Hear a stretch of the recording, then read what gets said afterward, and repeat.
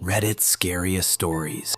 This is gonna get long. Upper Peninsula of Michigan. I was delivering and installing machines for the company I was working for. I was in a 26-foot box truck with 12 machines in the back. I was having trouble with the truck the day before, had it checked out by the rental company, and they said it was all good. Since I was behind schedule due to the truck and problems with installations, I decided to drive late to my next destination. It was about 11 o'clock at night on a state route through the Upper Peninsula. There were no streetlights, there was no other cars. The headlights from my truck were the only thing illuminating the road. I was already creeped out. At the peak of feeling like I was in the middle of nowhere, because I was in fact in the middle of nowhere, every single light on the dashboard of the truck lit up, and then it stalled. Now it's pitch black, I am stopped, and the truck isn't restarting. Rather than eat up the battery trying to turn it over, I shut everything down and started making phone calls. As I was calling everyone and anyone that would listen, I sat in the dark night with the only light being from my hazard lights. I looked up and saw something move in front of the truck just out of distance of the flashing lights. At first I thought it was my imagination. I finally got a hold of someone and they told me it would be 2 to 3 hours before they could get a mechanic to me. So now I am sitting in silence, the only noise is the clicking the hazard lights are making, and I am staring out the windshield into a void of darkness when I see movement again.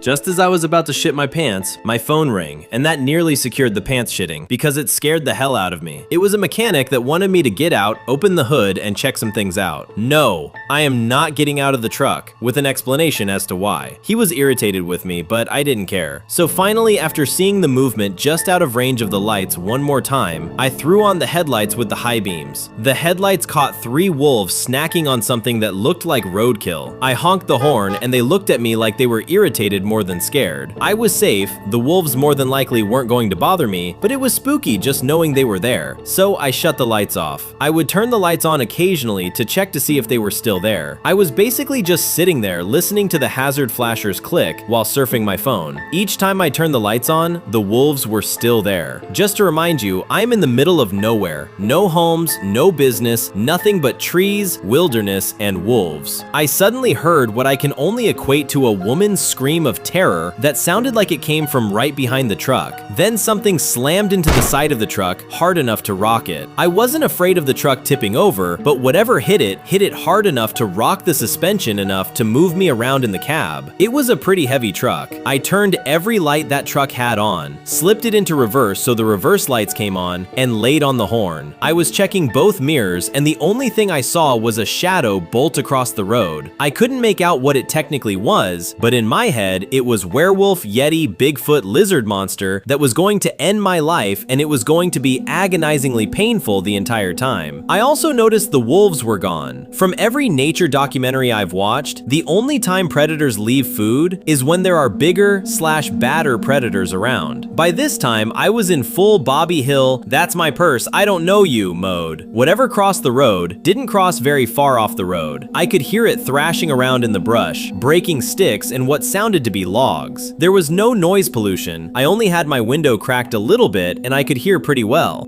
I basically had the steering wheel gripped, all the lights on, and was feverishly looking out the windows and through the mirrors to make sure nothing was around the immediate area of the truck. I couldn't see off the road, and the flashlights I had were in the back of the truck in my tool bag. I'd have to get out of the truck to get to them. Finally, I saw some headlights through one of my mirrors. It seemed like it took hours for them to close the distance to me. The noise stopped as the headlights approached. It was obviously the mechanic because no one else was stupid enough to be out there besides me. The mechanic pulled out in front of me, my headlights were shining on him and his truck. As his door opened to step out, we both hear the woman screaming in terror yell again, and the brush thrashing intensified. Whatever it was still close and pissed. His door immediately closed and my phone rang. He called my phone asking me what it was. He sounded more panicked than me. I had no clue what it was, and he had no clue what it was. So the mechanic called the police. He wouldn't work on my truck until we could secure the area, which I don't blame him. He didn't like my idea of him getting out of his truck just to check things out. 2 Michigan State police officers showed up. They lit that area up like it was a stadium. I finally stepped out of the truck for the first time since it all started. We heard that scream 3 more times while the mechanic was working on my truck. Thankfully, they were getting further away. The cops had no clue what it was either. They were kind of spooked too. The mechanic finally got my truck running, and I made it to my hotel for the night. The next morning, I walked the truck for inspection, and the side that was hit, there was an indentation about the size of a basketball. ball. Whatever hit it didn't hit it hard enough to push all the way through, but it definitely mushed the fiberglass. The indentation was about 7 feet off the ground. I have no idea what it was. I probably never will. I do confidently know that I will never ever drive through the Upper Peninsula at night again. I confirmed this disturbing story with 2 people, and I still can't explain what happened that night.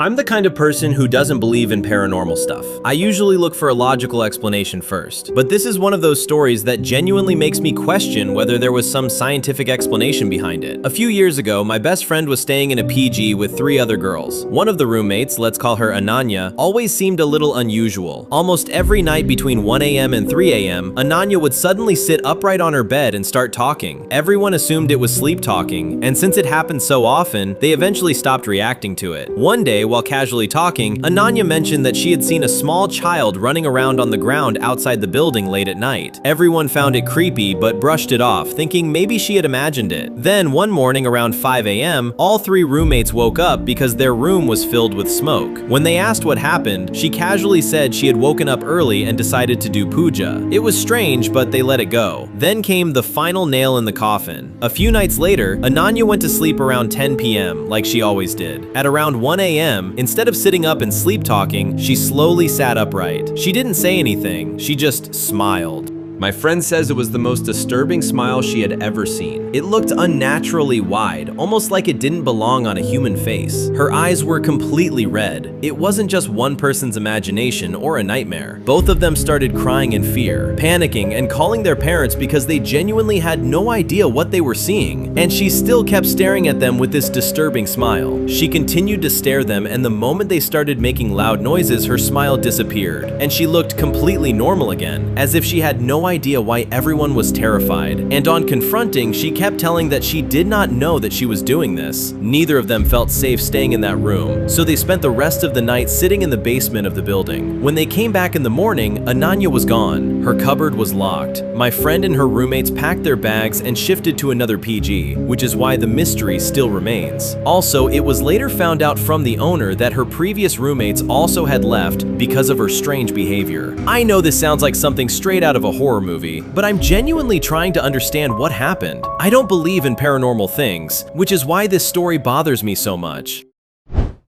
A few summers ago, I went for a bike ride around midnight with a friend. We went our separate ways at the end of the evening, and I had about 2 blocks to ride back by myself. Because of construction, I had to ride on the sidewalk, but the streets were dead. But it wasn't a problem until right where I was about to turn left onto my street. There was this man walking by himself, maybe 40s, a little scruffy, but not homeless. The sidewalk was narrow, and I didn't want to freak him out. So when I got about 6 feet behind him, I said, "Hey, behind you!" And he turned around and gave me this super angry look. I turned down me street and he started to follow me, literally screaming about how I was a fucking cunt and he was going to kill me and all that. I live right off the corner and I didn't want him to figure that out, so I decided to do another loop around the block. That's not the scary part. The scary part is that when I looped back around and looked down the street, I saw him standing on my fucking front stoop, staring out at the street like the motherfucker knew I lived there. He saw me ride by again, but he didn't say anything. I ended up going back to the friends, but my bike got stolen from the alleyway by the house 2 days later. Edit. The guy in question was definitely not actually homeless. We have a large population of mentally ill in that area, unfortunately, downtown of a medium-sized city. So if I didn't think the sidewalk was too narrow to pass otherwise, I wouldn't have disturbed him. Half the scary part was that he looked pretty much completely normal for my area. That being said, I ended up texting my mom and she made the decision not to notify law enforcement until my bike was stolen.